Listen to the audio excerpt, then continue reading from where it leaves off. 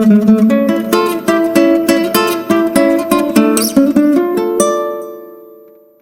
जय मसीह की। परमेश्वर का धन्यवाद हो। आज के लाइव वीडियो में आपका एक बार फिर से स्वागत है और आज का हमारा विषय है how to hear God's voice, परमेश्वर की आवाज़ कैसे सुने, उसका पार्ट 27 भाग 27। और आज मैं सिखाने जा रहा हूँ इंस्पायर्ड नबी प्रोफेट्स के बारे में। किस प्रकार से जो नबी प्रोफेट है वो प्रोफेटिक एनॉइंटिंग में ऑपरेट होते थे, किस प्रकार से हम अपने जीवन में नबी प्रोफेटिक एनॉइंटिंग को जो है एक्टिवेट कर सकते हैं और कैसे हम प्रोफेटिक गिफ्ट में आगे बढ़ सकते हैं, ये आज का हमारा विषय है। तो how to hear God's voice, inspired नबी प्रोफेट, ये आज हम इसमें सीखने जा रहे हैं। और मेरे साथ में निकालेंगे आमोस की पुस्तक, माइनर प्रोफेट में से है आमोस की पुस्तक, उसके 3 अध्याय और उसके 7वें वचन में इस प्रकार से लिखा है, इसी प्रकार से प्रभु यहोवा अपने दास भविष्यवक्ताओं पर अपना मर्म बिना प्रकट किए कुछ भी ना करेगा।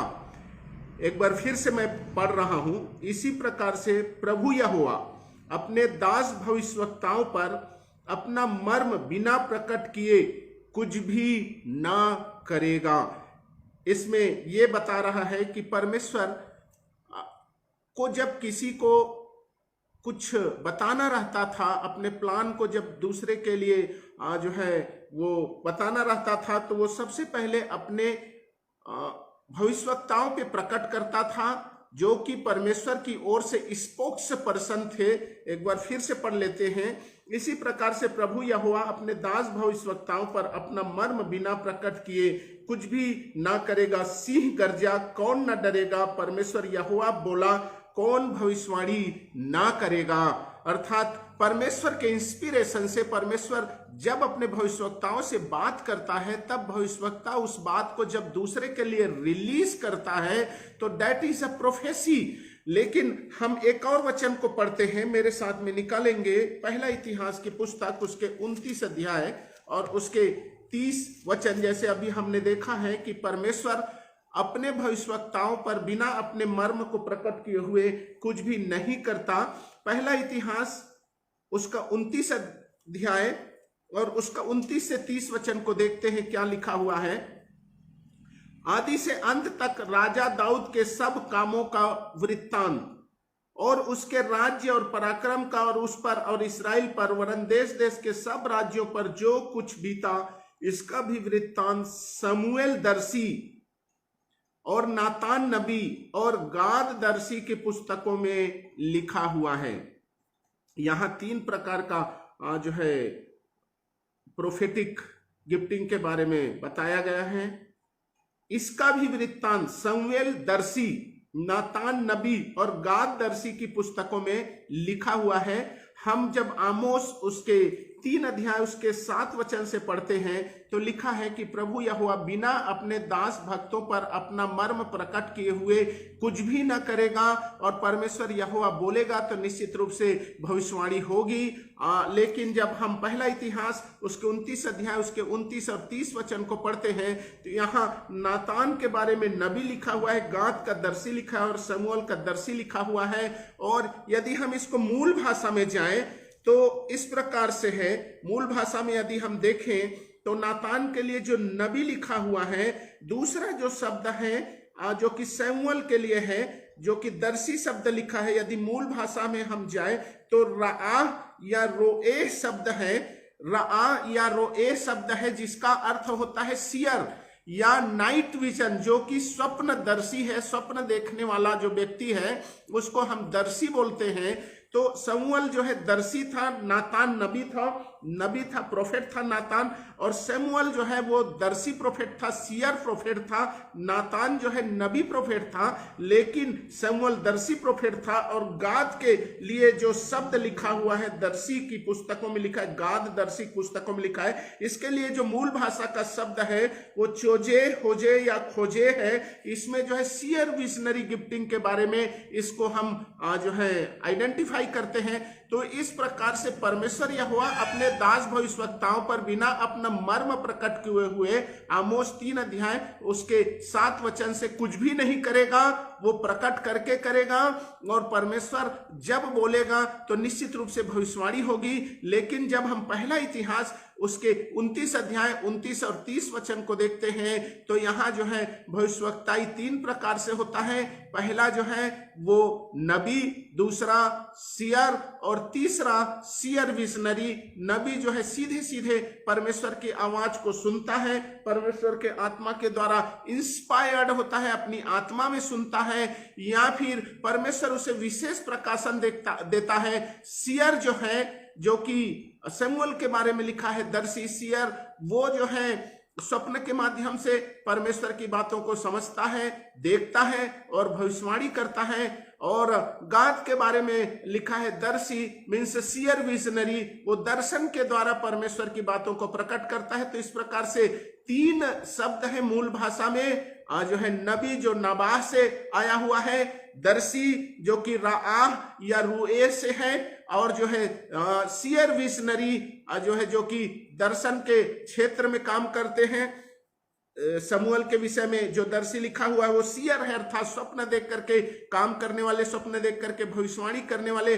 और जो है गाद के बारे में सियर विजनरी मीन्स जो दर्शी शब्द का इस्तेमाल है चोजे, होजे या खोजे, सियर विजनरी। और जब हम बाइबल में देखते हैं तो पहला कुरिन्थी 2 अध्याय उसके 9 से 16 या 14, 30 में हम जब देखते हैं तो उस प्रकार से जो भविष्यवाणी है वो जो है नबी भविष्यवक्ता का उदाहरण है। लेकिन यदि हम मत्ती 1 अध्याय को देखते हैं, जिसमें कि यीशु मसीह के माता मरियम को जब वो गर्भ में रहती है, यूसुफ को एक स्वप्न आता है कि तू अपनी पत्नी मरियम को अपने पास लाने से ना झिझक। और आगे यूसुफ को जो है एक स्वप्न में एक स्वर्गदूत कहता है मिस्र जाने के लिए। जब हम उसके 2 अध्याय और 13 वचन को देखते हैं, दानियल की पुस्तक उसके 7 अध्याय और पहले वचन से जब हम 28 वचन तक पढ़ते हैं तो दानियल ने स्वप्न देखा उन 4 राज्यों के बारे में। तो इस प्रकार से ये सब जो है सियर का उदाहरण है, स्वप्न के द्वारा भविष्य की बातों को जानने का उदाहरण है। यदि हम प्रेरितों के काम उसके 9 अध्याय में आएंगे तो हनन्याह को पौलुस के लिए प्रार्थना करने के बारे में परमेश्वर जो बताता है, दर्शन देता है। और आगे चल करके 10 और 11 अध्याय में कुरनेलियुस के घराने के बारे में देखते हैं तो हम देखते हैं कि वो एक दर्शन का उदाहरण है। तो इस प्रकार से अलग अलग प्रकार से भविष्यवक्ता होते हैं, अलग अलग प्रकार से ये सारी चीजें होती है। जैसे हमने आमोस की पुस्तक 3 अध्याय में देखा कि परमेश्वर निश्चित रूप से अपने दास भविष्यवक्ताओं पर अपना मर्म प्रकट किए बिना कुछ नहीं करता है। लेकिन पहला इतिहास की पुस्तक उसके 29 अध्याय और जो है उसके 29 और 30 वचन को देखते हैं तो 3 प्रकार से प्रोफेटिक एनॉइंटिंग काम करता है। पहले जो है नबी रेल्म, नबी या नाबाह जो शब्द है उससे बना है।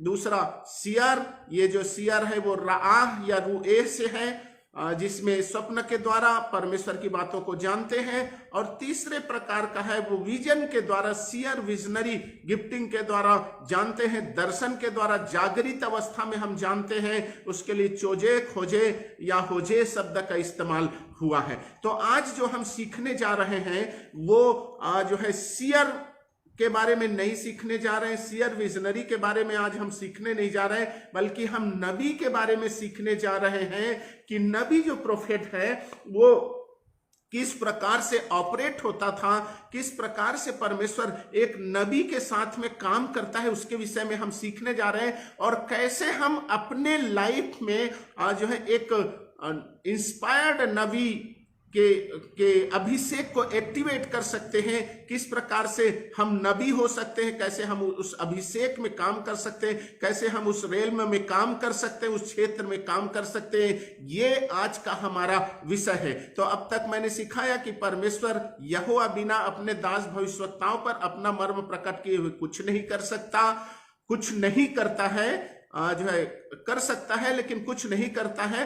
दूसरा, पहला इतिहास की पुस्तक उसके 29 अध्याय 29 और 30 वचन से मैंने ये सिखाया कि 3 प्रकार से एनॉइंटिंग है, जो है नबी एनॉइंटिंग, जिसमें वो दर्शन नहीं देखता है, वो कोई स्वप्न नहीं देखता है, लेकिन वो भविष्यवाणी करता है, या कहें कि परमेश्वर का आत्मा उसके आत्मा में प्रकाशन देता है, उसके हृदय में बात करता है, बनिस्पत की किसी सीयर या विजन के कंपैरिजन में इस प्रकार से इंस्पिरेशन अधिक होता है, प्रकाशन अधिक होता है नबी के लाइफ में। लेकिन जो सीयर प्रोफेट है उसके लाइफ में स्वप्न के द्वारा वो परमेश्वर की बातों को समझने का क्षमता उसमें बहुत ही अधिक होता है, परमेश्वर उसके द्वारा बात करता है। लेकिन यदि कोई सीयर विजनरी है तो परमेश्वर उसको दर्शन के द्वारा जो है वो बातें करता है। और मैंने पिछले मेरे वीडियो में दर्शन के 8 प्रकार मैंने बताया है, और स्वप्न के बारे में भी मैंने बताया है, तो पिछले मेरे वीडियो को देखिए।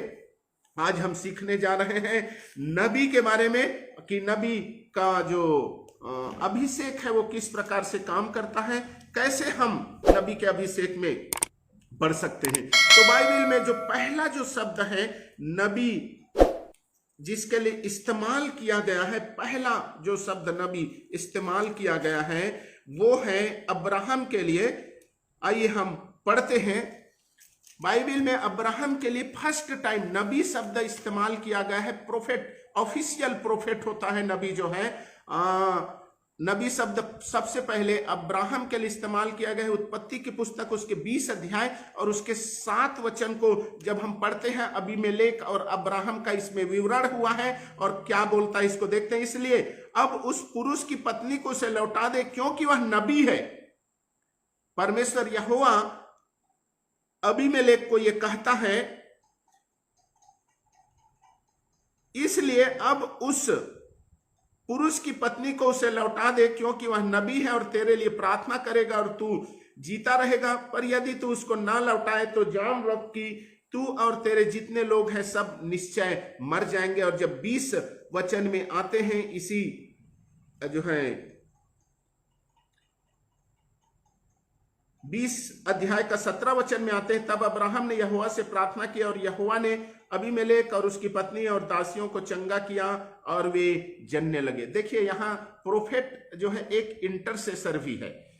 नबी जो प्रोफेट है वो एक इंटरसेसर भी होता है। तो यदि आपको किसी भी प्रकार का प्रोफेटिक अनॉइंटिंग आपके जीवन में काम करता है तो आपको उसके लिए प्रार्थना करना है। नबी का एक लक्षण है इंटरसेसर होना, एक अच्छा इंटरसेसर होना। और यहाँ अब्राहम ने प्रार्थना किया और परमेश्वर ने अबीमेलेक को न केवल चंगा किया, अबीमेलेक की पत्नियों को चंगा किया और अबीमेलेक के दासियों को भी चंगा किया और उसके घर में बच्चे होने लगे। लिखा है कि वे बच्चे जन्ने लगे। तो सबसे पहले जो नबी प्रोफेट है, अब्राहम के बारे में सीयर प्रोफेट नहीं दिया गया है, विजनरी प्रोफेट नहीं दिया गया है, लेकिन अब्राहम के बारे में जो विवरण है वो नबी प्रोफेट है। और जब हम 12 अध्याय को देखते हैं, उत्पत्ति की पुस्तक 12 अध्याय, तो अब्राहम यहोवा से बात करता है।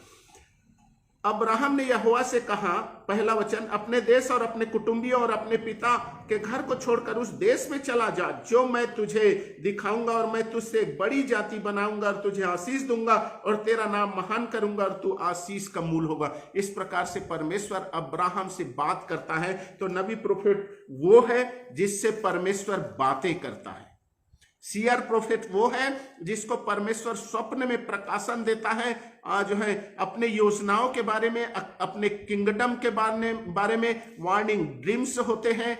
और जो है विजनरी प्रोफेट वो है जिसको परमेश्वर जागृत अवस्था में दर्शन के द्वारा अपने प्रकाशन को देता है। तो अब्राहम के बारे में हम देखते हैं कि परमेश्वर ने अब्राहम से बातें किया। और इसी अध्याय में 12 अध्याय में जब हम 7वें वचन में आते हैं, तब यहोवा ने अब्राहम को दर्शन देकर कहा, यह देश मैं तेरे वंश को दूंगा। तो 12 अध्याय पहला वचन और 7वां वचन एक दूसरे के पूरक है, एक दूसरे के जो है एक दूसरे को फुलफिल करते हैं और क्रम से है। तो इस प्रकार से हम देखते हैं अब्राहम के बारे में। यदि हम पहला नबी को देखते हैं जिसका नाम अब्राहम था, जो हमारा मूल पिता हुआ, परमेश्वर उससे बात करता है और परमेश्वर उसके बारे में गवाही देता है कि ये एक नबी है। परमेश्वर उससे आमने सामने बात किया है। 12 अध्याय के पहले वचन में हम देखते हैं तो परमेश्वर उससे बात करता है। तो इस प्रकार से नबी प्रोफेट का ये लक्षण है। परमेश्वर से अब्राहम का इनकाउंटर हुआ, मुलाकात हुआ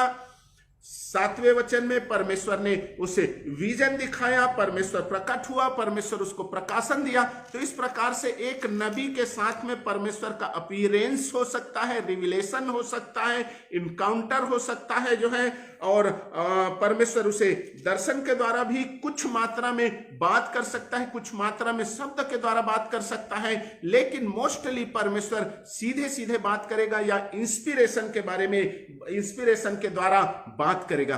तो आइए हम देखते हैं कि किस प्रकार से जो है नबी वो काम करते हैं, किस प्रकार से होता है। परमेश्वर नबी के बारे में क्या बताते हैं? तो नबी जो है वो परमेश्वर का स्पोक्स पर्सन होता है। हम मेरे साथ में निकालेंगे निर्गमन के पुस्तक, उसका 4 अध्याय मेरे साथ में निकालेंगे। निर्गमन के पुस्तक उसका 4 अध्याय और 11वें वचन से पढ़ते हैं, 10वें वचन से पढ़ते हैं। मूसा ने यहोवा से कहा, हे मेरे प्रभु, मैं बोलने में निपुण नहीं, ना तो पहले था और ना जब से तू अपने दास से बातें करने लगा। मैं तो मुंह और जीभ का भद्दा हूं। यहोवा ने उससे कहा, मनुष्य का मुंह किसने बनाया है, और मनुष्य को गूंगा या बहरा या देखने वाला या अंधा मुझ यहोवा को छोड़ कौन बनाता है। यहां हम देखते हैं कि मूसा का अद्भुत सामर्थ्य पाना, परमेश्वर मूसा को इस्राएल भेजना चाहता है। 3 अध्याय में जलती झाड़ी में परमेश्वर से मुलाकात होता है। मूसा का झाड़ी जल तो रही थी लेकिन भस्म नहीं हो रहा था, और परमेश्वर मूसा को निर्देश देता है, लेकिन जो है मूसा कहता है कि मैं तो बोलने में निपुण नहीं हूं, बोलने में भद्दा हूं। तो परमेश्वर उसको कहता है कि मनुष्य का मुंह किसने बनाया है। यहोवा ने उससे कहा, मनुष्य का मुंह किसने बनाया है, और मनुष्य को गूंगा या बहरा या देखने वाला या अंधा मुझ यहोवा को छोड़ कौन बनाता है। अब जा, मैं तेरे मुख के संग होकर जो तुझे कहना होगा वह तुझे सिखलाता जाऊंगा। 12 वचन को एक बार फिर से पढ़ते हैं। अब जा, मैं तेरे मुख के संग होकर जो तुझे कहना होगा वह तुझे सिखलाता जाऊंगा। तो नबी प्रोफेट वो है जिसको परमेश्वर जो कुछ किसी और के लिए बोलना होगा वो परमेश्वर उसके आत्मा में बातों को लाएगा या उसको उसके दिल में लाएगा, उसको इंस्पिरेशन देगा, और इस प्रकार से वो जो नबी है वो उस इंस्पिरेशन के फ्लो में उन शब्दों को जो उसने रिसीव किया है, अपने हार्ट में जो शब्दों को रिसीव किया है उसे रिलीज करेगा, और that will be a prophetic word. वो एक भविष्यवाणी के शब्द होगा। यहां परमेश्वर उनको बताता है मूसा को, फिर से मैं पढ़ता हूं। अब जा, मैं तेरे मुख के संग होकर जो तुझे कहना होगा वह तुझे सिखलाता जाऊंगा। मेरे प्रिय लोगों, बहुत सारे ऐसे लोग हैं जो सोचते हैं कि किस प्रकार से भविष्यवाणी कर सकते हैं, कैसे हम भविष्यवक्ता हो सकते हैं। यहां उसका सीक्रेट दिया हुआ है। इस जगह में परमेश्वर बोलते हैं, अब जा, मैं तेरे मुख के संग होकर जो तुझे कहना होगा वह तुझे सिखलाता जाऊंगा। आपके ही जैसे मूसा ये बोल रहा है। मूसा ने यहां कहा, हे मेरे प्रभु, मैं बोलने में निपुण नहीं। बोलता है कि प्रभु मैं तो बोल ही नहीं सकता, बोलने में निपुण ही नहीं हूं, मैं तो कैसे बोलूंगा। ना तो पहले था और ना जब से तू अपने दास से बातें करने लगा। मैं तो मुंह और जीभ का भद्दा हूं। यहोवा ने उससे कहा, मनुष्य का मुंह किसने बनाया है, और मनुष्य को गूंगा या बहरा या देखने वाला या अंधा मुझ यहोवा को छोड़ कौन बनाता है। अब जा, मैं तेरे मुख के संग होकर जो तुझे कहना होगा वह तुझे सिखलाता जाऊंगा। परमेश्वर ये बोल रहा है कि मनुष्य का मुंह किसने बनाया है, ये याद रख, मुझ यहोवा ही ने ये बनाया है। मैं तेरे मुख के संग होकर जो तुझे कहना होगा वह तुझे सिखलाता जाऊंगा। मेरे प्रिय लोगों, आपको बस तैयार होना है परमेश्वर के लिए। परमेश्वर को जिस समय जो कुछ दूसरे के लिए कहलवाना होगा आपसे कहलवाएगा। मूसा जो है अपने आप को कमजोर समझता है। मूसा ये सोचता है कि वो परमेश्वर के बातों को किस प्रकार से दूसरों के सामने रख पाएगा, लेकिन परमेश्वर ये बोलता है कि तू जा और जो कुछ तुझे कहना होगा वो मैं तुझे बताऊंगा। तो सबसे पहले आपको ये सोचना है कि परमेश्वर ने आपको चुना हुआ है, आप परमेश्वर के चुने हुए जन हैं, और परमेश्वर जो कुछ जिस समय कहना होगा उस समय इंस्पिरेशन होगा। कोई विशेष क्वालिटी नहीं है प्रोफेसी करने में, उस समय इंस्पिरेशन होता है, उस समय परमेश्वर प्रकट करता है। परमेश्वर हमारे मुंह में जो शब्द आना है उसे हमारे हृदय में प्रकट करता है, हमारे आत्मा में प्रकाशन देता है। और यही बात वो मूसा को कह रहा है जब मूसा ये बोलता है कि हे प्रभु, मैं तो बोलने में निपुण नहीं हूं, मैं तो भद्दा हूं। तो यहोवा परमेश्वर ये कहते हैं कि मनुष्य का मुंह तो मैंने बनाया है, और जो कुछ तुझे बोलना होगा वो मैं तुझे बताऊंगा उस समय में, जिस समय में। आगे क्या होता है देखते हैं।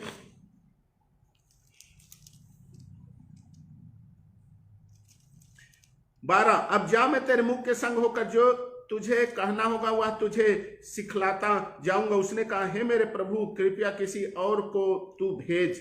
आगे देखते हैं, आगे के और वचन में 15-16 में देखते हैं। इसलिए तू उसे ये बातें सिखाना, और मैं उसके मुख के संग और तेरे मुख के संग होकर जो कुछ तुझे कहना होगा वह तुमको सिखलाता जाऊंगा। वह तेरी ओर से लोगों से बातें किया करेगा, वह तेरे लिए मुंह और तू उसके लिए परमेश्वर ठहरेगा। और तू इस लाठी को हाथ में लिए जा और इसी से इन चिन्हों को दिखाना। 14 पढ़ता हूं। तब यहोवा का कोप मूसा पर भड़का और उसने कहा, क्या तेरा भाई लेवी हारून नहीं है? मुझे निश्चय है कि वह बोलने में निपुण है, और वह तुझसे भेंट के लिए निकला आता है और तुझे देखकर मन में आनंदित होगा।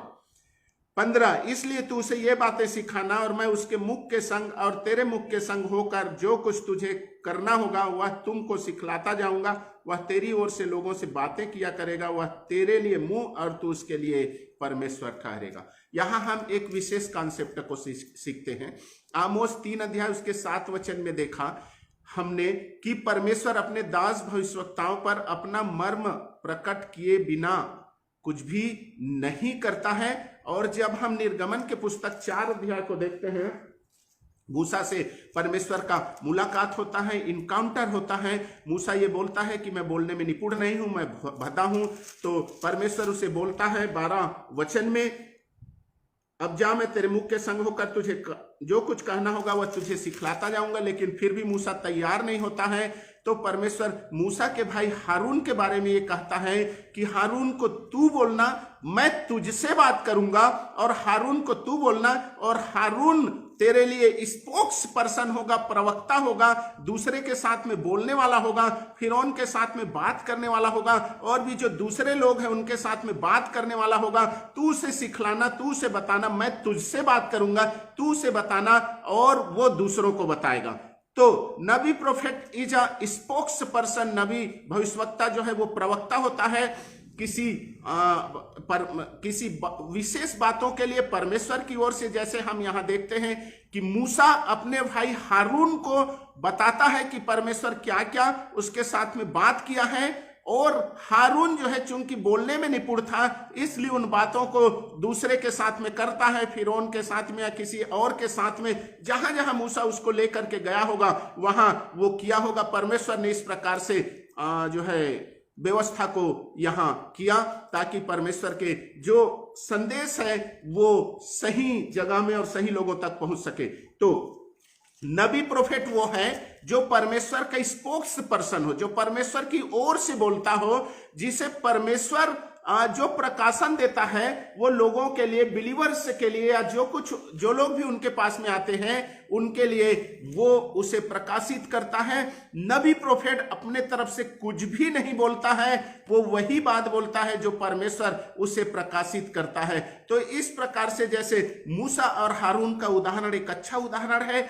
आपको किसी भी बात में घबराने की जरूरत नहीं है, बल्कि जिस समय जो भी प्रकाशन की जरूरत होगा परमेश्वर आपके मुख के साथ में रहेगा और परमेश्वर आपके हृदय में प्रकाशन देगा। तो नबी प्रोफेट जो है वो एक स्पोक्स पर्सन होता है परमेश्वर की ओर से, परमेश्वर के प्रकाशन को, परमेश्वर के अद्भुत बातों को, परमेश्वर ने जो योजनाएं बना करके रखा है उन्हें वो जो है रिलीज करता है, अपने आप को परमेश्वर के थीम में रख करके रिलीज करता है और इस प्रकार से नबी प्रोफेट काम करता है। जैसे मूसा और हारून का उदाहरण है। मूसा जो बातें हारून को बोलता था वही बातें हारून जो है बोलता था। तो इस प्रकार से परमेश्वर और एक नबी का आपस में रिलेशन होता है। आगे हम और देखेंगे उदाहरण को, और भी मेरे साथ में निकालेंगे। दूसरा इतिहास 36:12, दूसरा इतिहास 36 अध्याय उसके 12वें वचन। उसने वही किया जो उसके परमेश्वर यहोवा की दृष्टि में बुरा है। राजा के बारे में लिखा है, लेकिन भविष्यवक्ता के बारे में लिखा है, यद्यपि यिर्मयाह नबी यहोवा की ओर से बातें कहता था, यद्यपि यिर्मयाह नबी यहोवा की ओर से बातें करता था। दैट मीन्स यिर्मयाह नबी जो है वो स्पोक्स पर्सन था परमेश्वर का। परमेश्वर जो बातें यिर्मयाह को प्रकाशित करता था वो उसे कहता था। और यदि हम यीशु मसीह के बारे में देखेंगे नया नियम में, तो यीशु मसीह कहते हैं यूहन्ना 12 अध्याय उसके 49 वचन में, पिता ने आज्ञा दी है कि क्या कहूं और क्या बोलूं। अपने तरफ से यीशु मसीह कुछ नहीं बोलता था, बल्कि जो प्रकाशन उसे मिलता था, जो परमेश्वर पिता उसे कहने के लिए कहते थे, वही वो कहता था। पहला कुरिन्थी 2 अध्याय 9 के 16 में आत्मा हम पर परमेश्वर की बातों को प्रकट करता है। और भी हम देखते हैं यूहन्ना रचित सुसमाचार उसके 8 अध्याय उसके 28 वचन, जैसे पिता ने सिखाया है वैसे ही बातें यीशु मसीह करते थे। और यूहन्ना रचित सुसमाचार उसके 16 अध्याय और 13 वचन में सत्य के आत्मा पवित्र आत्मा के बारे में लिखा हुआ है कि वो अपने तरफ से कुछ भी नहीं कहेगा और जो कुछ सुनेगा वही कहेगा। और पवित्र आत्मा भी अपने ओर से कुछ भी नहीं कहेगा, बल्कि पिता और पुत्र में से बातों को लेकर के कहता है। इसीलिए जिस किसी के जीवन में परमेश्वर ने प्रोफेटिक गिफ्टिंग दी है, परमेश्वर का आत्मा उनके जीवन में प्रकाशन को लाता है, पवित्र आत्मा उनके जीवन में प्रकाशन को लाता है और वही बातों को लाता है जो परमेश्वर पिता और परमेश्वर पुत्र की इच्छा में होता है। जो वो एक भविष्यवक्ता के आत्मा में जिन बातों को प्रकाशित करता है वो निश्चित रूप से परमेश्वर की ओर से होता है और भविष्यवक्ता उसे रिलीज करता है। तो ये उसका एक प्रोसेस है। जो है नबी प्रोफेट वो एक स्पोक्स पर्सन होता है। आपको किसी भी प्रकार के घबराने की जरूरत नहीं है। मूसा के जैसे किसी भी प्रकार के आपको किसी भी प्रकार से परेशान होने की जरूरत नहीं है। परमेश्वर आपके साथ होगा। जो जिस समय में जरूरत होगा परमेश्वर उन बातों का प्रकाशन देगा और उसे आपको रिलीज करना है। जैसे मूसा का उदाहरण है 4 अध्याय जब आप पढ़ेंगे तो इसमें बहुत सारे सीक्रेट्स दिए हुए हैं। मूसा ने यहोवा से कहा 10 वचन से, हे मेरे प्रभु मैं बोलने में निपुण नहीं। आपका ये कंडीशन है, ना तो पहले था, पहले भी आप जो है किसी भी प्रकार के आत्मिक बातों के प्रकाशन को प्राप्त करने में किसी भी प्रकार के निपुण ना थे, ना योग्य थे। और जब से तू अपने दास से यूं बातें करने लगा, मैं तो मुंह और जीभ का भद्दा हूं। वो बोलता है कि मेरी ऐसे स्थिति नहीं है कि मैं आपके प्रकाशन की बातों को, आपकी इच्छा को दूसरे तक पहुंचा सकूं। यहोवा ने उससे कहा, मनुष्य का मुंह किसने बनाया और मनुष्य को गूंगा या बहरा या देखने वाला या अंधा मुझे यहोवा को छोड़ कौन बनाता है। यदि आप प्रोफेटिक गिफ्टिंग में जाते हैं तो आपको बोलने के लिए प्रेरणा परमेश्वर का आत्मा देगा। आपको किसी भी प्रकार की चिंता करने की जरूरत नहीं है। अब जा, मैं तेरे मुख के संग होकर जो तुझे कहना होगा वह तुझे सिखलाता जाऊंगा। जो भी आपको कहना होगा परमेश्वर उसे सिखलाता जाएगा। अर्थात नबी प्रोफेट है वो परमेश्वर के द्वारा सिखलाया हुआ होगा, परमेश्वर के द्वारा इंस्पायर्ड होगा और वो परमेश्वर का स्पोक्स पर्सन होगा, परमेश्वर का माउथ पीस होगा। ये बोलता है कि जो है मैं तेरे मुख के संग होकर रहूंगा। वो समझ लीजिए परमेश्वर का वो मुख है भविष्यवक्ता जो है। तो इस प्रकार से यदि आप किसी भी प्रकार से आपके इस एनॉइंटिंग में, नबी प्रोफेट के एनॉइंटिंग में आप जाना चाहते हैं, आपको बढ़ने की जरूरत है, तो आपको किसी भी प्रकार के घबराने की जरूरत नहीं है, क्योंकि परमेश्वर आपके मुख के संग रहेगा। परमेश्वर ने आपके मुख को बनाया है। आप इंस्पायर्ड होंगे, इंस्पिरेशन आपको प्राप्त होगा नबी प्रोफेटिक एनॉइंटिंग में। किसी भी प्रकार के घबराने की जरूरत नहीं है। दूसरा जो है, पहला स्पोक्स पर्सन होगा या माउथ पीस होगा, दूसरा इंस्पायर्ड होगा। हम देखते हैं भजन संहिता, मेरे साथ में निकालेंगे भजन संहिता उसका 45 अध्याय भजन संहिता उसका 45 अध्याय और पहला वचन को हम पढ़ते हैं। मेरा हृदय एक सुंदर विषय की उमंग से उमड़ रहा है। जो बातें मैंने राजा के विषय रची है उसको सुनाता हूं। मेरा जीभ निपुण लेखक की लेखनी बनी है। एक बार फिर से मैं पढ़ रहा हूं। मेरा हृदय एक सुंदर विषय की उमंग से उमड़ रहा है। हमने पढ़ा कि नबी जो प्रोफेट होता है वो परमेश्वर की ओर से स्पोक्स पर्सन होता है। उसे जो भी कहना है परमेश्वर उसके मुख के साथ होगा। जैसे परमेश्वर मूसा के बारे में कहता है, आपको किसी भी प्रकार के घबराने की जरूरत नहीं है। परमेश्वर यदि आपको इंस्पिरेशन देता है किसी भी शब्दों के लिए, कोई भी शब्द आपके हृदय में आता है तो आपको हेजिटेट होने की जरूरत नहीं है किसी भी प्रकार से।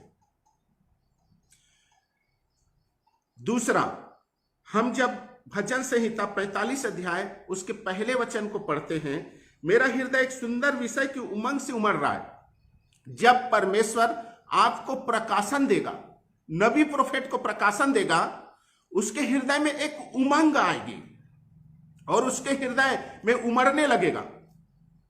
जैसे हम किसी स्प्रिंग को रखते हैं दबा करके और जरा भी हम उसे छोड़ते हैं तो उसमें एक उछाल आता है। वैसे ही जब परमेश्वर हमारे हृदय में प्रकाशन देगा, भजन संहिता 45 अध्याय उसके पहले वचन के अनुसार, तो हमें जो विषय दिया जाएगा, थीम दिया जाएगा। देखिए, परमेश्वर जब हमें प्रकाशन देता है तो एक थीम के रूप में प्रकाशन देता है। मैंने पिछले वीडियो में मैंने बताया है, 25वां वीडियो में, थीम होता है उसका, एक कंटेंट होता है। ऐसे ही कोई प्रकाशन नहीं होता है। एक बार फिर से, मेरा हृदय एक सुंदर विषय की उमंग से उमड़ रहा है। परमेश्वर एक प्रकाशन देगा जिसमें थीम होगा, कंटेंट होगा, और जब वो कंटेंट हमारे हृदय में हम रिसीव करेंगे, हमारी स्पिरिट में हम रिसीव करेंगे, हम में एक अद्भुत उमंग आएगा, एक अद्भुत खुशी आएगा। उमंग से उमड़ रहा है। हम अपने आप में ऐसा महसूस करेंगे कि उस शब्द को हम तुरंत ही रिलीज करें, like a bubbling of fountain. जो झरना है वो बबल हो रहा है। मान लीजिए हम पानी को गर्म करते हैं तो वहां बुलबुले उठने लगते हैं उस गर्म होने की वजह से। तो परमेश्वर जब हमें कंटेंट देता है, प्रोफेटिक कंटेंट देता है, नबी प्रोफेट को जब प्रोफेटिक कंटेंट देता है, भजन संहिता 45 अध्याय, मेरा हृदय एक सुंदर विषय, माने वो इतना अच्छा होगा, एक अद्भुत प्रकाशन होगा। इसमें एक विशेष बात होगा। देखिए, जब एक प्रोफेट किसी के लिए प्रोफेसी करता है या परमेश्वर उसे प्रकाशन देता है तो पहले से नहीं जानता, उसके बारे में कुछ भी नहीं जानता। इसीलिए तो बाइबल में लिखा हुआ है कि जो तुम्हारे चित्त में भी ही नहीं चढ़ा है, परमेश्वर ने वो चीजें तैयार करके रखी है तुम्हारे लिए जो आपके चित्त में भी नहीं चढ़ा है, जो दूसरे के बारे में आप सोच भी नहीं सकते। वो चीजें परमेश्वर प्रकाशित करता है, उसमें एक कंटेंट होता है, थीम होता है।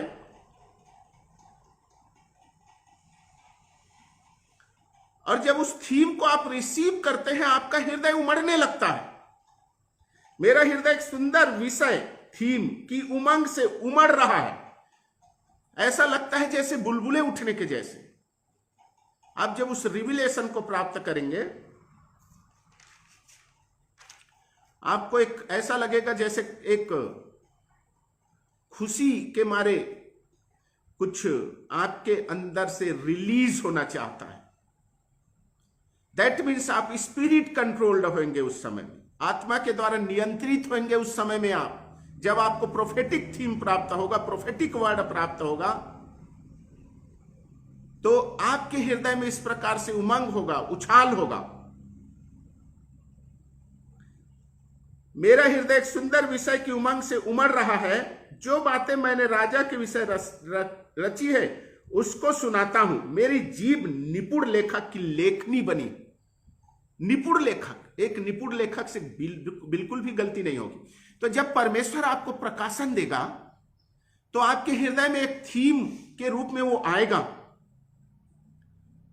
जैसे ही वो आएगा, आपके अंदर में एक उमंग होगा और आपका हृदय उमड़ने लगेगा उसे रिलीज करने के लिए। और आपका जीव जो है, चूंकि उस समय में आप स्पिरिट कंट्रोल्ड होंगे, आत्मा के द्वारा संचालित होंगे, और आप जब उसे रिलीज करेंगे, निपुण लेखक की लेखनी बनी है तो बिल्कुल भी वो एग्जैक्ट होगा, वो ट्रू प्रोफेसी होगा, सही भविष्यवाणी होगा। पहला मैंने बताया prophet is a spokesperson और माउथ पीस ऑफ गॉड। दूसरा मैंने बताया कि किस प्रकार से इंस्पिरेशन प्राप्त होता है भजन संहिता 45 अध्याय से, उसके पहले वचन से। दूसरा वचन पढ़ते हैं, तू मनुष्यों के संतान में परम सुंदर, तेरे होठों में अनुग्रह भरा हुआ है, इसलिए परमेश्वर ने तुझे सदा के लिए आशीष दी है। दूसरा, तेरे होठों में अनुग्रह भरा हुआ है, character of prophecy, comfort, encouragement and peace, उन्नति, उपदेश और शांति की बातें होंगी। आपके होठों से जो परमेश्वर ने जो आपके हृदय में जो प्रकाशन दिया है, कंटेंट दिया है, आपका हृदय उमड़ने लगा है, उमंग से आप भर गए हैं उस शब्द को पा करके। जैसे ही मेरे पास में भविष्यवाणी के शब्द आते हैं, मैं आपको बताऊं, मैं अंदर से बहुत ही खुश हो जाता हूं। ऐसा लगता है कि मैंने बहुत बड़ा आनंद प्राप्त कर लिया। उस समय में आनंद से भर जाता हूं। उसी के बारे में बता रहा है किस प्रकार से भविष्यवाणी होती है, नबी प्रोफेट कैसे भविष्यवाणी करते, इसके बारे में हम सीख रहे हैं। मेरा हृदय एक सुंदर विषय की उमंग से उमड़ रहा है। जो बातें मैंने राजा के विषय में रची है उसको सुनाता हूं। मेरी जीभ निपुण लेखक की लेखनी बनी है। आपका जो टंग्स है वो कंट्रोल्ड होगा। जब आप उसे रिलीज करते हैं तो आपके होठों में अनुग्रह भरा होगा। वो जो प्रोफेटिक वर्ड है वो दूसरे के लिए कंफर्ट का, इंकरेजमेंट का एंड पीस का कारण होगा। और जब आप उसे रिलीज करेंगे, आप एक शांति को महसूस करेंगे। यदि आप शांति महसूस नहीं कर रहे हैं, किसी शब्द को दूसरे के लिए प्रोफेटिक वर्ड है करके आप बोलते, लेकिन आपके अंदर में शांति महसूस नहीं हो रहा है, that is not a prophetic word. वो भविष्यवाणी का शब्द नहीं है, वो कुछ गड़बड़ी का आत्मा है, कुछ गड़बड़ी हो रही है उसमें। तो इस प्रकार से उस समय में जब आपको प्रोफेटिक वर्ड रिसीव होगा, इस प्रकार से आपको फीलिंग होगा, एक थीम होगा, उमंग होगा, उमड़ना होगा। जब उसे रिलीज करेंगे, होठों में अनुग्रह होगा। जब आपके होठ से वो शब्द निकलेंगे, चाहे वो प्रोफेटिक मैसेज क्यों ना हो। देखिए, प्रोफेटिक किसी के लिए पर्सनल प्रोफेसी ही प्रोफेटिक गिफ्टिंग में नहीं आता है। प्रोफेटिक मैसेज भी होते, प्रोफेटिक काउंसलिंग भी होते, प्रोफेटिक इंटरसेशन भी होता है। जैसे हमने उत्पत्ति की पुस्तक में पढ़ा है 20 अध्याय में, उसके 17 वचन में, कि अब्राहम जो है वो अबीमेलेक के घराने के लिए प्रार्थना करता है। इंटरसेसर, एक प्रोफेट के प्रार्थना से हीलिंग भी हो सकता है।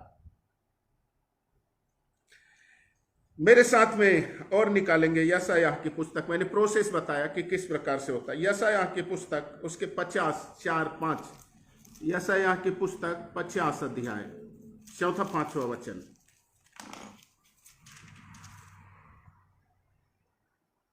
प्रभु यहोवा ने मुझे सीखने वालों की जीभ दी है कि मैं थके हुए को अपने वचन के द्वारा संभालना जानूं। भोर को वह नित्य मुझे जगाता और मेरा कान खोलता कि मैं शिष्य के समान सुनूं।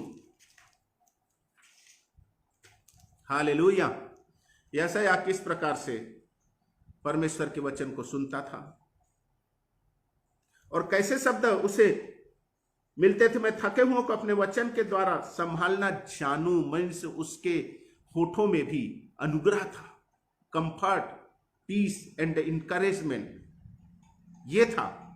एक भविष्यवक्ता को हम इस प्रकार से पहचान सकते हैं कि भविष्यवक्ता आपको कंडेम नहीं करेगा। उसके मैसेज में यदि वो पापों के बारे में बोलता है आपके पापों के बारे में बोलता है तो लेकिन आगे अनुग्रह के शब्द रहेंगे। सुबह उठ जाता था यशायाह, सुबह परमेश्वर उससे बात करता था। निश्चित रूप से उसका भी हृदय उमड़ता रहा होगा, निश्चित रूप से उमंग से भर जाता रहा होगा। और भी हम पढ़ते हैं,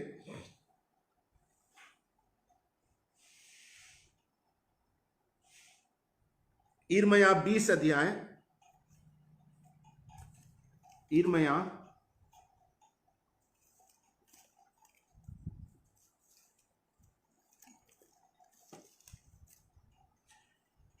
'यिर्मयाह की पुस्तक उसका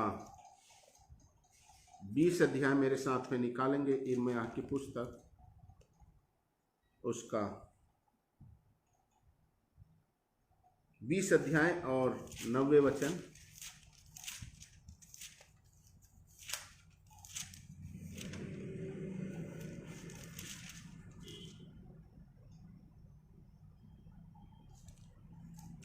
यदि मैं कहूं मैं उसकी चर्चा न करूंगा, न उसके नाम से बोलूंगा, तो मेरे हृदय की ऐसी दशा होगी मानो मेरी हड्डियों में धधकती हुई आग हो, और मैं अपने को रोकते रोकते थक गया, पर मुझसे रहा नहीं जाता। मैंने यिर्मयाह की पुस्तक 20 अध्याय 9 वचन। यदि मैं कहूं मैं उसकी चर्चा न करूंगा, न उसके नाम से बोलूंगा, तो मेरे हृदय की ऐसी दशा होगी मानो मेरी हड्डियों में धधकती हुई आग हो, और मैं अपने को रोकते रोकते थक गया, पर मुझसे रहा नहीं जाता। भजन संहिता 45 1 और 2 को हमने पढ़ा है कि परमेश्वर किस प्रकार से प्रकाशन देता है। और यिर्मयाह की पुस्तक जब हम उसके 20 अध्याय 9 वचन को पढ़ते हैं तो यिर्मयाह बोलता है, जब वो प्रकाशन प्राप्त होता है तो मुझे ऐसा लगता है कि मेरे हड्डियों में धधकती हुई आग किसी है। मीन्स मुझे एक प्रेरणा प्राप्त होता है, मुझे एक ऐसा सेंसेशन प्राप्त होता है, सेंसेशन महसूस होता है। ऐसा लगता है कि एक जो है मुझ में एक आग लगा दी गई हो। मीन्स मुझ में एक स्ट्रॉन्ग फीलिंग होती है, स्ट्रॉन्ग प्रेरणा प्राप्त होता है, बहुत ही उत्तेजना प्राप्त होता है। और यदि मैं उस प्रोफेटिक वर्ड को रिलीज ना करूं, 9 वचन, और मैं अपने को रोकते रोकते थक गया, पर मुझसे रहा नहीं जाता। आप रोक नहीं सकते, यदि जो रोक सकते हैं लेकिन आपको बेचैनी प्राप्त होगा, क्योंकि भविष्यवाणी की आत्मा भविष्यवक्ता के नियंत्रण में होता है। आप निश्चित रूप से जो प्रकाशन प्राप्त करते हैं उसे रोक सकते हैं, लेकिन आपको शांति महसूस नहीं होगा, आप शांति में नहीं रहेंगे। लेकिन जब उसे रिलीज कर देते हैं तो आप बहुत ही शांति को महसूस करते हैं। तो उसी बात को यिर्मयाह बोलता है कि ऐसा लगता है कि जैसे मेरी हड्डियों में आग लगा दी गई है। सेंसेशन, बहुत सारे जो है अनुभव होते हैं उस समय में। जब प्रोफेटिक वर्ड रिसीव करते हैं तो बहुत सारे अनुभव प्राप्त होता है, कई सारे होते हैं। आग के जैसे मूसा ने एक जलती झाड़ी को देखा, ऐसा देखा कि उसमें आग लगा हुआ है लेकिन वो भस्म नहीं हो रहा है। योएल के पुस्तक 2 अध्याय उसके 3 अध्याय में भी 2 अध्याय 3 वचन, यशायाह 13:21 में परमेश्वर की उपस्थिति को आग के जैसे बताया गया है। कई बार जब मेरे पास में कोई आते हैं तो मुझे ऐसा लगता है, जब मैं परमेश्वर को पुकारता हूं तो मुझे ऐसा लगता है कि एक आग का लहर मुझे स्पर्श कर रहा है, और उस समय में मुझे प्रकाशन प्राप्त होता है। मैं उस व्यक्ति के बारे में परमेश्वर की ओर से प्रकाशन को प्राप्त करता हूं उस आग के स्पर्श से। वो आग इस प्रकार से है कि उसमें गर्मी नहीं होता है, उसमें जलन नहीं होता है। अग्नि महसूस तो होता है लेकिन जलने वाली गर्मी महसूस नहीं होती। गर्मी महसूस तो होती है लेकिन उस गर्मी में जलन नहीं होता है। और यिर्मयाह बोलता है, एक बार फिर से पढ़ता हूं, यदि मैं कहूं मैं उसकी चर्चा ना करूंगा, ना उसके नाम से बोलूंगा। वो बोलता है मैं यदि कहूं कि मैं उसके बारे में बोलूंगा ही नहीं, उस प्रकाशन के बारे में भी नहीं बोलूंगा, ना उसकी चर्चा करूंगा, तो मेरे हृदय की ऐसी दशा होगी मानो मेरी हड्डियों में धधकती हुई आग हो। मेरे हृदय में मैं व्याकुल हो जाऊंगा। आपके हड्डी में यदि आग लग जाए तो कैसी स्थिति होगी, आप व्याकुल हो जाएंगे, आप रह नहीं पाएंगे। तो यिर्मयाह बोलता है कि यदि मैं भविष्यवाणी ना करूं तो मैं रह नहीं पाऊंगा। हमने भजन संहिता 45 अध्याय उसके पहले वचन में देखा और दूसरे वचन में कि परमेश्वर जो हमें प्रकाशन देता है, जब हम उसे रिसीव करते हैं तो हम बहुत ही उमंग से भर जाते हैं और वो हमें वो जो प्रोफेटिक वर्ड है उमड़ने लगता है और उसका एक थीम होता है। और दूसरे वचन में हमने देखा जब हम उसको रिलीज करते हैं तो हमारे होठों में अनुग्रह होता है। और जैसा यशायाह के बारे में भी हमने देखा कि थके हुए को संभालना जानू। और यिर्मयाह की पुस्तक में हम देखते हैं, यिर्मयाह बोलता है 20 अध्याय उसके 9 वचन में कि मैं यदि उसे रिलीज ना करूं तो मैं व्याकुल हो जाऊंगा। जब आपको ट्रू प्रोफेटिक वर्ड प्राप्त होगा, नबी प्रोफेट को जब सही प्रकाशन प्राप्त होगा, तो जब तक वो उस प्रोफेटिक वर्ड को रिलीज नहीं करेगा उसे शांति नहीं मिलेगी, यदि उस टाइम को परमेश्वर ने ठहराया है। लेकिन टाइम फैक्टर में यदि परमेश्वर ने किसी और समय के लिए उस भविष्यवाणी के शब्द को देने के लिए ठहराया है तो उस समय में आप शांति को महसूस करेंगे। अब तक हमने सीखा परमेश्वर अपने दास भविष्यवक्ताओं के माध्यम से बिना अपने मर्म को प्रकट किए कुछ नहीं करता। दूसरा, हमने एक्सोडस निर्गमन के पुस्तक 4 अध्याय से हमने सीखा मूसा और हारून के उदाहरण से कि जो है a prophet is a spokesperson और माउथ पीस ऑफ गॉड। और हमने देखा परमेश्वर मूसा से कहता है कि तुझे घबराने की जरूरत नहीं है, मैं तेरे मुख के साथ रहूंगा। भजन संहिता 45 अध्याय 1 और 2 वचन से हमने सीखा कि भजनकार का हृदय उस प्रोफेटिक थीम को जब वो रिसीव करता है अपने हृदय में तो उसमें एक उमंग आता है और वो उमड़ने लगता है। और उसके होठों से जब उसे रिलीज करता है तो वो अनुग्रह के शब्द होते हैं, इंकरेजमेंट, कंफर्ट एंड पीस। और हमने जो है यिर्मयाह की पुस्तक उसके 20 अध्याय उसके 9 वचन से देखा कि यदि उस प्रोफेटिक वर्ड को रिलीज ना करें, यदि परमेश्वर ने उस समय को ठहराया हुआ है तो हम अंदर से व्याकुल हो जाएंगे।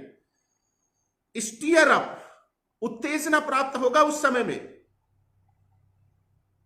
यदि आपके दिल में ऐसा होता है, जब आप प्रार्थना में रहते हैं तो आपके दिल में कुछ शब्द आते होंगे और आपको ऐसा लगता होगा कि मुझे ये कहना चाहिए। मेरी पत्नी मुझे बोलती है कि जब हम चर्च में होते हैं, मेरी पत्नी मुझे बोलती है कि मुझे इस भाई के बारे में या बहन के बारे में परमेश्वर ने ये शब्द दिया और मैं उसे कहना तो चाहती थी। निश्चित रूप से उस समय में उत्तेजना होगा। मैं उसे बोलता हूं कि उसे बोलना चाहिए, चूंकि उसके हृदय में व्याकुलता रहता है। यदि वो रिलीज ना कर पाती है, इसलिए वो मेरे पास में आकर के घर में शेयर करती है। मेरे प्रिय लोगों, यह है प्रोफेटिक गिफ्टिंग का प्रोसेस। भविष्यवाणी करने की किस प्रकार से प्रोफेट लोग काम करते हैं और कैसे परमेश्वर इंस्पिरेशन देता है। एक आग के लहर के जैसा, ऐसा लगेगा कि कुछ छू रहा है आपको स्ट्रॉन्ग फीलिंग होगा। ऐसा लगेगा कि जल की धाराएं बह रही। यूहन्ना 7:37-39, उसके हृदय से जल की नदियां बह निकलेंगी। Prophetic word will flow as a river. जब आप उस वर्ड को रिलीज करेंगे, मीन्स जब आप उस समय में परमेश्वर के आत्मा को सहयोग करेंगे, जब वो आपको थीम देता है, जब आपका हृदय उमड़ रहा है, जब आपका हृदय उमंग से भर गया है, तो जब आप परमेश्वर के आत्मा को उस समय में आप सहयोग करेंगे तो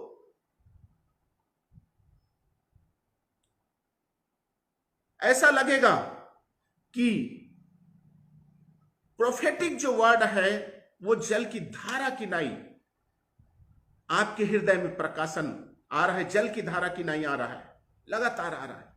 यदि आप उस एनॉइंटिंग को सहयोग करेंगे, उस समय में पवित्र आत्मा के नियंत्रण में अपने आप को दे देंगे। आपके साथ ऐसा हुआ है? यदि हुआ है तो निश्चित रूप से परमेश्वर आपको भविष्यवाणी का प्रकाशन देता है, शब्दों का प्रकाशन देता है, लेकिन आप उसे रिलीज नहीं करते।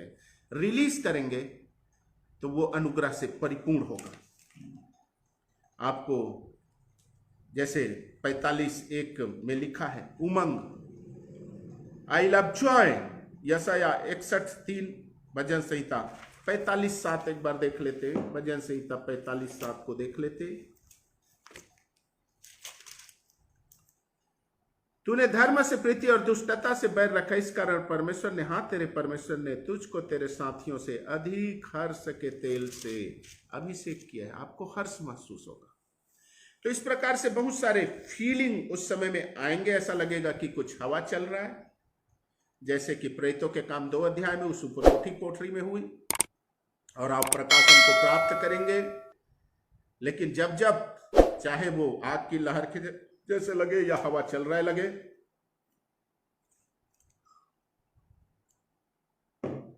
आप अपने हृदय में उमंग को महसूस करेंगे। ऐसा लगेगा कि वो वर्ड्स, प्रोफेटिक वर्ड्स आप में से उमड़ रहा है। चाहे आप जो भी फीलिंग को महसूस करें, मेरे साथ में और निकालेंगे।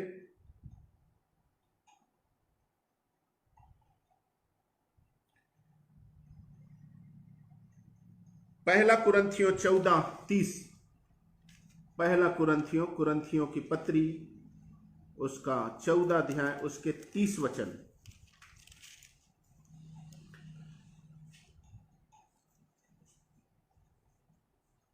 पहला कुरिन्थियों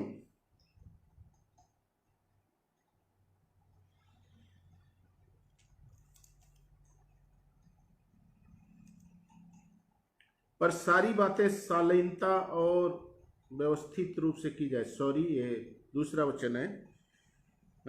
पहला कुरिन्थियों उसका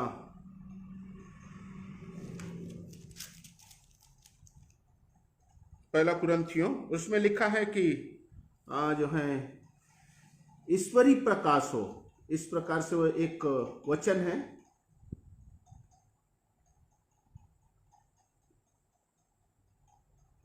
ईश्वरी प्रकाशन प्राप्त होगा, परमेश्वर की ओर से प्रकाशन प्राप्त होगा। एक और वचन को देखते हैं, पहला कुरिन्थियों 2 अध्याय 9 से लेकर के 16 तक। पहला कुरिन्थियों 2 अध्याय 9 से लेकर 16 तक। परंतु जैसे लिखा है, जो बातें आंख ने नहीं देखी और कान ने नहीं सुनी और जो बातें मनुष्य के चित्त में नहीं चढ़ी, वे ही हैं जो परमेश्वर ने अपने प्रेम रखने वालों के लिए तैयार की है। इसीलिए मन उमड़ने लगता है। भजन संहिता 45:1 और 2 के अनुसार उमंग से भर जाते। आगे, परंतु परमेश्वर ने उनको अपने आत्मा के द्वारा हम पर प्रकट किया। कैसे हम पर प्रकट करता है? अपने आत्मा के द्वारा, क्योंकि आत्मा सब बातें वरन परमेश्वर की गूढ़ बातें भी जांचता है। मनुष्य में से कौन किसी मनुष्य की बातें जानता है? केवल मनुष्य की आत्मा जो उसमें है। वैसे ही परमेश्वर की बातें भी कोई नहीं जानता, केवल परमेश्वर की आत्मा। परंतु हमने संसार की आत्मा नहीं, परंतु वह आत्मा पाया है जो परमेश्वर की ओर से है, कि हम उन बातों को जाने जो परमेश्वर ने हमें दी है। परमेश्वर का आत्मा एक नबी प्रोफेट को प्रकाशन देता है, जिससे उसके हृदय में उमंग आता है और उसका मन उमड़ने लगता है, उसको एक थीम प्राप्त होता है। और ये किस प्रकार से होता है? ये पहला कुरिन्थियों उसके 2 अध्याय 9 से लेकर के 16 वचन में ये बताया गया है कि आत्मा के द्वारा किस प्रकार से प्रकाशन प्राप्त होता है और उसका परिणाम हम में कैसे होगा। ये भजन संहिता 45 अध्याय 1 और 2 वचन में हमें बताया गया है। और किस प्रकार से जो है, देखिए भजन संहिता 45 अध्याय 1 और 2, जब वो प्रोफेटिक वर्ड हमें प्राप्त होता है तो कैसे हमारे अंदर में क्या क्या होता है वो बताया गया है। हमारे अंदर में उमंग होता है, वो प्रोफेटिक वर्ड के कारण हमारा हृदय उमड़ने लगता है, एक थीम को प्राप्त करते हैं। लेकिन किस प्रकार से प्राप्त करते हैं? वो पहला कुरिन्थियों की पुस्तक उसके 2 अध्याय 9 से लेकर के 16 पवित्र आत्मा हमें प्रकाशन देता है। लेकिन उसके बाद हम कैसे उसे रिलीज करते हैं, इसके लिए हम निकालेंगे दूसरा पत्रस उसके 1 अध्याय उसका 21 वचन। दूसरा पत्रस पहला अध्याय उसके 21 वचन। क्योंकि कोई भी भविष्यवाणी मनुष्य की इच्छा से कभी नहीं हुई, पर भक्तजन पवित्र आत्मा के द्वारा उभारे जाकर परमेश्वर की ओर से बोलते थे। पवित्र आत्मा उभारता है उस प्रोफेटिक वर्ड को रिलीज करने के लिए, और जब तक यदि हम रिलीज ना करें, जैसा कि यिर्मयाह की पुस्तक 20 अध्याय उसके 9 वचन से देखें, हमें व्याकुलता आता है, ऐसा लगता है कि जैसे हमारी हड्डियों में आग लगी हो। और जब हम उसे रिलीज कर देते हैं, वो प्रोफेटिक वर्ड जो है अनुग्रह के शब्द होंगे, जैसा कि भजन संहिता 45 अध्याय उसके 2 वचन में लिखा है और यशायाह की पुस्तक से हमने देखा है। तो ये कंप्लीट एक पिक्चर है नबी प्रोफेट का कि किस प्रकार से नबी प्रोफेट भविष्यवाणी करता है। यदि आपको कोई इंस्पिरेशन प्राप्त होता है, यदि ऐसा लगता है कि उस शब्द को प्राप्त होने से आपके हृदय उछल रहा है दूसरे के बारे में, क्योंकि मैंने पिछले वीडियो में बताया था कि प्रोफेसी के द्वारा दूसरे की उन्नति होती है, टंग्स के द्वारा अपनी खुद की उन्नति होती है, लेकिन प्रोफेसी के द्वारा दूसरे की उन्नति होती है। तो दूसरे के बारे में परमेश्वर यदि आपके मन में कुछ बातों को डालता है जिसमें इंकरेजमेंट, कंफर्ट एंड पीस है, और आप जब उसे रिलीज नहीं करते हैं तो आपको अंदर से अब बड़ा ही ऐसा लगता है कि आपके शांति कहीं चली गई है, तो निश्चित रूप से ये प्रोफेटिक वर्ड परमेश्वर की ओर से है। आप उसे रिलीज कीजिए। आपके जीवन में प्रोफेटिक गिफ्टिंग काम कर रहा है, नबी एनॉइंटिंग काम कर रहा है। 3 प्रकार के प्रोफेटिक स्टेज के बारे में मैंने बताया है, नबी, सीयर एंड विजनरी। तो आपके हृदय में काम कर रहा है। क्या आपने ऐसा कभी महसूस किया है जो मैं अभी संदेश में बताया हूं उस प्रकार से?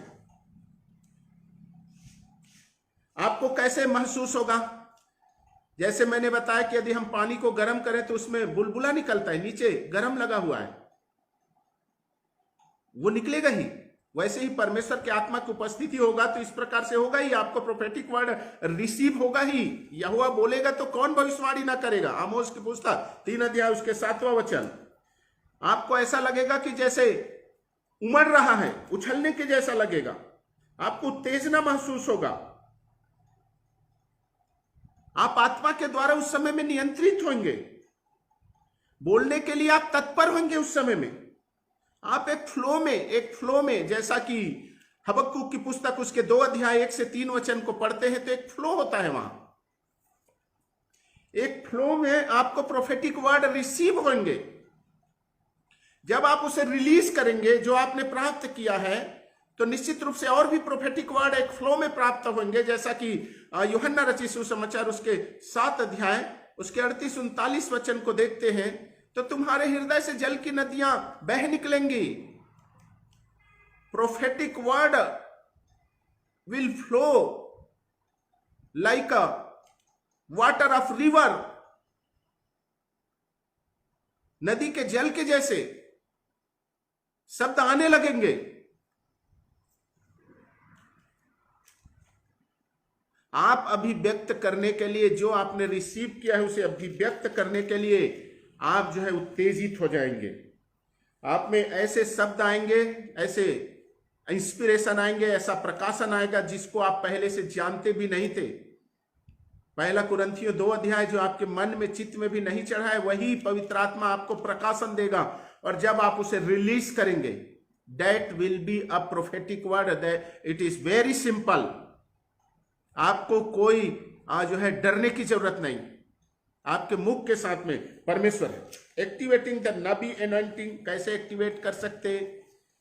यदि हम देखेंगे यूहन्ना रचित सुसमाचार उसके 4 अध्याय, परमेश्वर सच्चे आराधकों को ढूंढता है जो आत्मा और सच्चाई से उसकी आराधना करे। और एलिसा को कोई प्रोफेटिक वर्ड नहीं मिल रहा था, वो गवैयों को बुलाया, आप अच्छे आराधना में रहिए। जब आप अच्छे आराधना में आप शामिल होते, आप अगल बगल को देखना सोचना भूल जाइए और उस आराधना के शब्दों में खो जाइए, क्योंकि उस आराधना के शब्दों में परमेश्वर की महिमा की जाती है। जब आप उस आराधना के शब्दों के सामने अपने आप को समर्पण कर देते हैं और उस प्रकार से आराधना करते हैं। बहुत सारे लोग चर्च आते तो हैं, संगति में आते तो हैं, लेकिन मन कहीं और रहता है और गाते रहते हैं। लेकिन जब आप संपूर्ण हृदय से गाएंगे, उस आराधना के शब्दों में आप अपने आप को दे देंगे, झोंक देंगे, आप स्पिरिट कंट्रोल्ड हो जाएंगे। उस समय में आप प्रकाशन को प्राप्त करने लगेंगे, नबी प्रोफेटिक एनॉइंटिंग आप में काम करने लगेगा। यहूदा एक अध्याय उसके 20 वचन, आत्मा में प्रार्थना करो। जब आप उस प्रकार के फ्लो में आ जाएंगे, आप प्रार्थना कीजिए, परमेश्वर आपको प्रकाशन देगा। जीवन जल की नदियां बह निकलेंगी यदि पवित्र आत्मा आपके ऊपर में आएगा।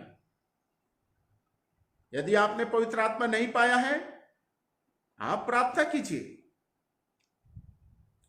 प्रोफेटिक वर्ड फ्लो होगा। भजन 85:8, मैं मन लगाए रहूंगा कि परमेश्वर यहोवा क्या कहता है। आत्मिक वरदानों की धुन में रहो, जैसा कि मैंने बताया था। पहला कुरिन्थियों 14 अध्याय उसके पहले वचन, आत्मिक वरदानों की धुन में रहो, यह की भविष्यवाणी करो, विशेष करके यह की भविष्यवाणी करो। वो धुन जो है, आपका धुन आप में प्रोफेटिक गिफ्टिंग को एक्टिवेट कर देगा।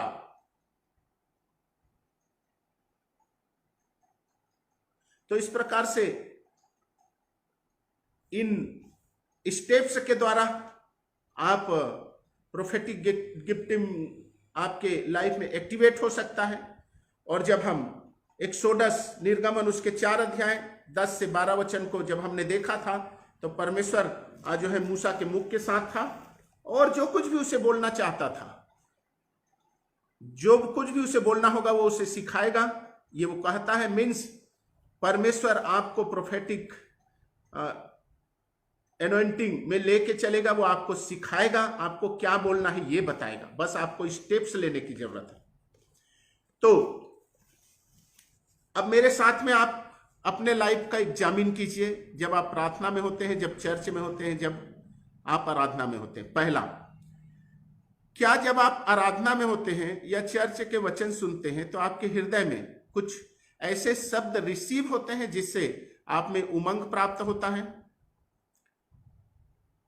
कोई थीम ऐसा जिससे आपका हृदय उमंग से भर जाता है और आप में से वो उमड़ने लगता है? ये दूसरों के बारे में होता है, आपके खुद के लिए भी परमेश्वर बात करता है, लेकिन वो प्रोफेसी नहीं है। लेकिन वो जो दूसरों के लिए होगा तो वो प्रोफेसी होगा। आपको प्रकाशन प्राप्त होता है खुद के लिए भी। तो क्या इस प्रकार से हुआ है? यदि इस प्रकार से हुआ है तो आपको स्टेप्स लेने की जरूरत है, रिलीज करने की जरूरत है। दूसरा, जो बातें आपको प्रकाशन प्राप्त होगा आपके हृदय में, वो चीजें आपने कभी सुनी भी नहीं होगी, न सोची भी नहीं होगी। दूसरों के बारे में जब होगा तो क्या इस प्रकार से होता है? यदि होता है तो परमेश्वर आपके जीवन में काम कर रहा है। परमेश्वर चाहता है कि आप स्टेप्स लें। तीसरा, जब आप उस शब्द को दूसरे के लिए कहेंगे तो आपको शांति महसूस होगा, यदि नहीं कहेंगे तो आपको शांति महसूस नहीं होगा। यदि ऐसा होता है तो निश्चित रूप से प्रोफेटिक गिफ्टिंग, नबी प्रोफेटिक गिफ्टिंग आप में काम कर रहा है। चौथा, जब आप इस प्रकार के चर्च की संगति, आराधना, प्रार्थना में रहते हैं या आपके घरेलू प्रार्थना में, तो ऐसा लगता है कि कुछ परमेश्वर की उपस्थिति से ऐसा लगता है कि कुछ हवा बह रहा है, या कुछ आग की लहर चल रहा है, या कुछ जल की धारा की नहीं बह रहा है, या ऐसा लगता है कि आपका मन हर्ष से भर गया है और उस समय कुछ वर्ड्स रिसीव होते हैं। यदि ऐसा है तो प्रोफेटिक गिफ्टिंग आप में काम कर रहा है। आपको उसे रिलीज करने की जरूरत है विश्वास के द्वारा। आपके विश्वास, जैसे मैंने सिखाया था रोमियो की पत्री से, कि भविष्यवक्ता जो है विश्वास के परिमाण के अनुसार ही भविष्यवाणी कर सकता है। आप में यदि विश्वास नहीं है तो आप भविष्यवाणी नहीं कर सकते। क्या ऐसे होता है आपके जीवन में? यदि होता है तो निश्चित रूप से परमेश्वर आपसे बात करते हैं। आपको रिलीज करने की जरूरत है, उस प्रोफेटिक वर्ड को रिलीज करने की जरूरत है। यदि कोई फिजिकल सेंसेशन आपको होता है जिससे आपका हृदय में हर्ष होता है, तो परमेश्वर आपसे बात कर रहा है। यदि ये सब बातें होती हैं तो निश्चित रूप से ये परमेश्वर की ओर से है। जब ये होता है तो आपको तुरंत ही स्टेप्स लेने की जरूरत है। तुरंत ही आपको अपने मेंटर से, ऐसे व्यक्ति से जो इन बातों को समझता हो, उससे सलाह लेने की जरूरत है। शुरू में आपको उनके साथ में सलाह लेना पड़ेगा, रहना पड़ेगा। और जब आप मैच्योरिटी में आगे बढ़ेंगे तो आप समझ जाएंगे कि परमेश्वर किस प्रकार से बातें करता है और आप आगे बढ़ सकते हैं। और इस प्रकार से आपकी एक सेवकाई शुरू हो सकती है। मेरे प्रिय लोगों, परमेश्वर के वचन में यह वादा है कि हम सब भविष्यवाणी कर सकते हैं। दूसरा, हम सब के प्रार्थना से, विश्वास की प्रार्थना से चंगाई भी होगा। सभी के प्रार्थना से, किसी विशेष एनॉइंटिंग की जरूरत नहीं है। हीलिंग गिफ्ट के लिए, ऑफिस ऑफ हीलर के लिए एक अभिषेक की जरूरत है। 3 प्रकार से जो है हीलिंग होता है, by faith, by anointing and by prophetic word. तो बाय फेथ के लिए आपको किसी भी चीज की जरूरत नहीं है। वैसे ही बाय फेथ आपको प्रोफेसी के लिए किसी चीज की जरूरत नहीं है। आपका नया जीवन पर्याप्त है, आपका नया जन्म पर्याप्त है। क्या आप बिलीव करते हैं? मैं आपको चैलेंज करता हूं कि यदि आप इस संदेश को सुन रहे हैं और मेरे बताए हुए स्टेप्स को आप उठाएंगे, निश्चित रूप से कुछ ही दिन में आप बहुत ही अच्छे भविष्यवाणी करने लगेंगे। आप प्रोफेटिक अनॉइंटिंग में बहने लगेंगे। परमेश्वर आप सबको आशीष दे। यदि आप में इस प्रकार का होता है और मेरे से सलाह लेना चाहते हैं तो आप बात कर सकते हैं मुझसे, या आप मेरे को यदि प्रार्थना निवेदन देना चाहते हैं तो मेरे व्हाट्सएप नंबर पे आप प्रार्थना निवेदन भेज सकते हैं। फोन ना करें। लेकिन यदि आपको गिफ्ट के बारे में, आगे बढ़ने के बारे में कुछ जो है सलाह लेना है तो आप कर सकते हैं। मेरा नंबर है 9109358651। इस समय प्रार्थना का समय। हालेलुया, धन्यवाद।